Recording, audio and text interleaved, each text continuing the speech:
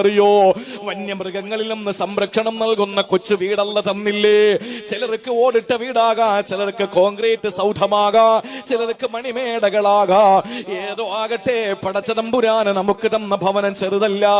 ആ ഭവനത്തെ പറ്റി അള്ളാഹു പറഞ്ഞത് അഹ്സന മസ്വാ,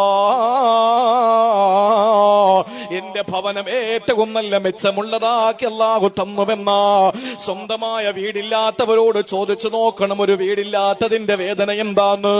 സഹോദരങ്ങളെ, ആരും ഇറക്കി വിടാത്ത, ഏത് രാത്രിയിലും കയറി വരാൻ കഴിയുന്ന, ഒന്നും മലർന്നു കിടന്നിട്ട് സന്തോഷത്തോടെ തന്റെ ദുഃഖങ്ങളെല്ലാം മനസ്സിലേക്ക് ഓർമ്മിച്ചെടുക്കാൻ കഴിയുന്ന, ആരോരും ഇല്ലാത്തവർക്ക് അല്ലാഹു തആല നൽകുന്ന സ്വന്തമായ ഭവനമുണ്ടല്ലോ. ആ ഭവനം ഇല്ലാത്തതിന്റെ വേദന ഇല്ലാത്തവരോട് ചോദിച്ചു നോക്കണം, അപ്പോഴേ അറിയോ. അതുകൊണ്ട് പടച്ചതമ്പുരാൻ തന്ന ഭവനം നമുക്ക് അഹ്സന മസ്വാ, നല്ല കിടക്കയാണ്.